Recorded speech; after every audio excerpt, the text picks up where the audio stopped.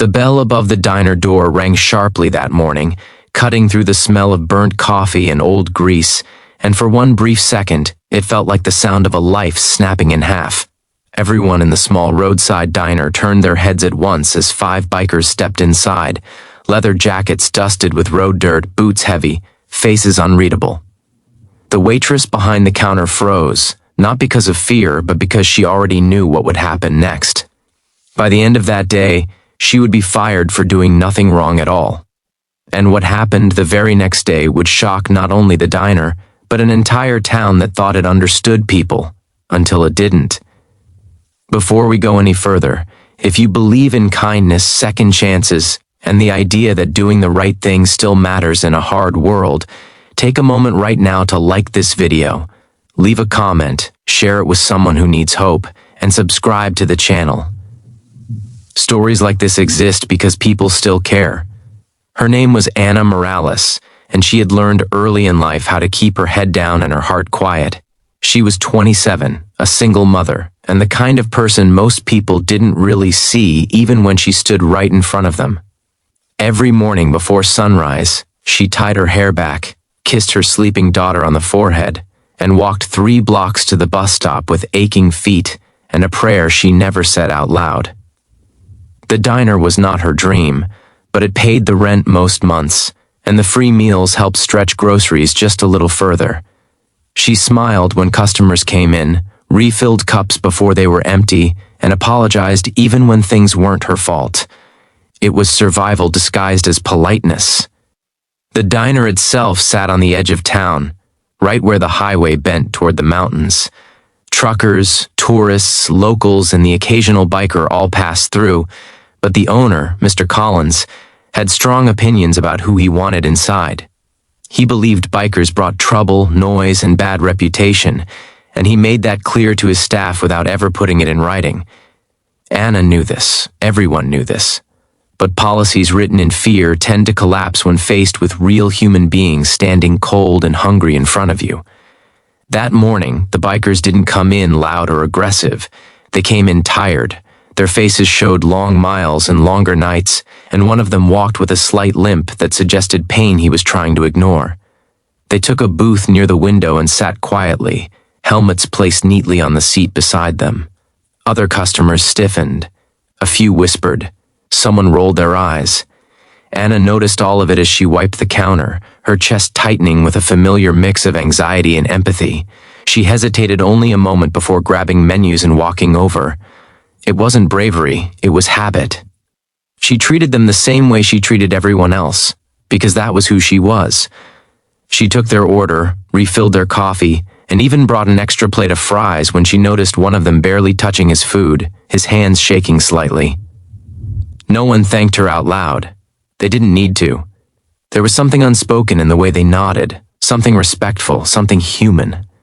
Mr. Collins noticed too. He stood behind the counter, arms crossed, jaw tight, watching Anna move back and forth between the kitchen and the table. When the bikers finished eating and quietly left money on the table, more than enough to cover the bill, Anna felt a strange sense of relief. Nothing bad had happened. The world hadn't ended. But relief has a way of fading fast. She was called into the back room less than 10 minutes later. There was no shouting, no dramatic confrontation, just cold words, rehearsed and final. She had disobeyed instructions. She'd put the diner at risk. He didn't care about tips or intentions. She was fired, effective immediately. Her apron was taken. Her shift ended before noon. The door closed behind her with a sound that echoed longer than it should have.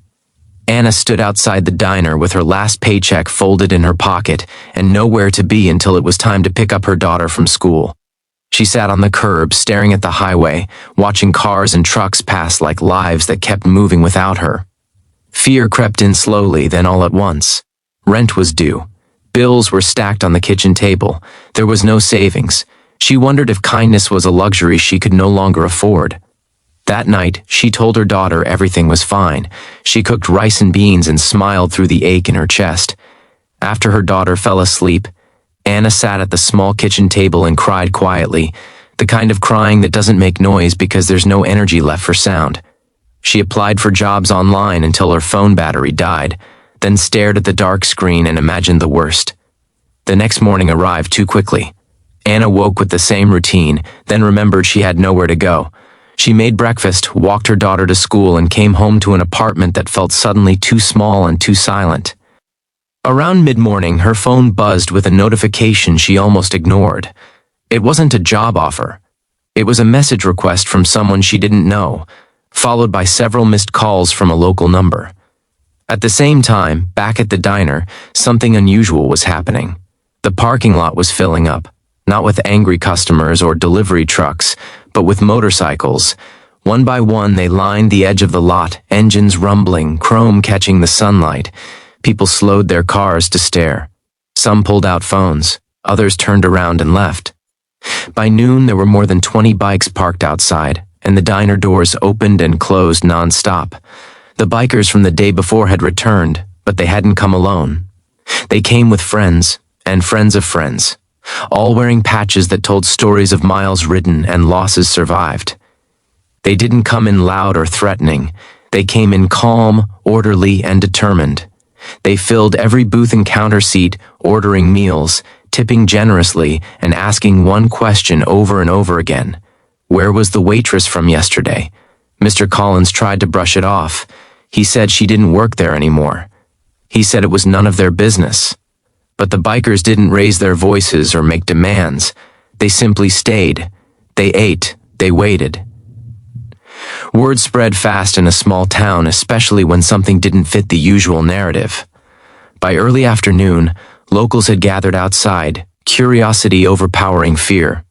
What Mr. Collins didn't know was that the biker Anna had given extra fries to was a retired firefighter who now led a regional charity ride that raised money for families in crisis.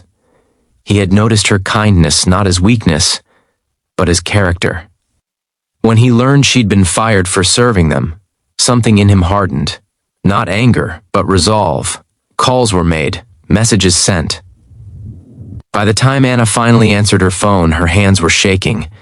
She listened in disbelief as a calm voice explained what was happening. She didn't believe it at first. It sounded like a prank or a misunderstanding. But then she heard the noise in the background, the low hum of engines, the murmur of many people in one place. She was asked if she could come down to the diner. Anna arrived to a scene she would never forget.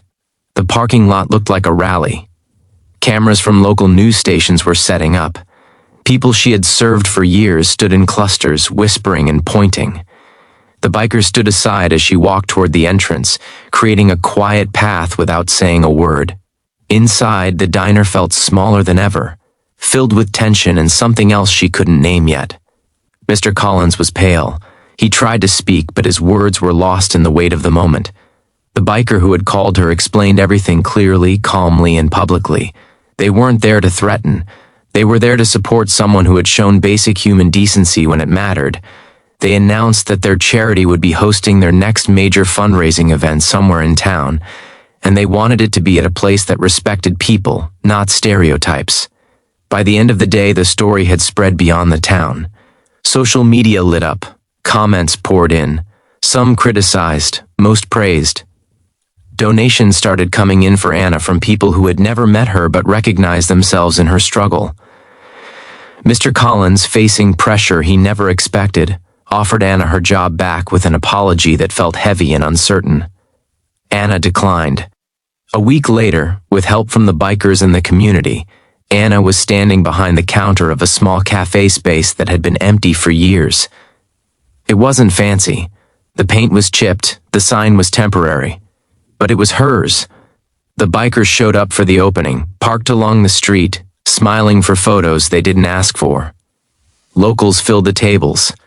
Her daughter sat in a corner booth, swinging her legs and beaming with pride. Just before this story ends, if you're still watching, comment one word that describes how this made you feel. Stories live longer when we share how they touch us. Anna never became famous. She never wanted to. But she learned something that stayed with her long after the cameras left. Kindness has a way of traveling farther than fear ever could. It moves quietly, waits patiently, and when it returns, it comes back stronger, multiplied by people who refuse to let it disappear. And if this story touched your heart even a little, if it reminded you that small acts still matter, please like this video, share it, and leave a comment. Your engagement helps stories like this reach others who need hope. Because sometimes the most shocking thing isn't cruelty at all.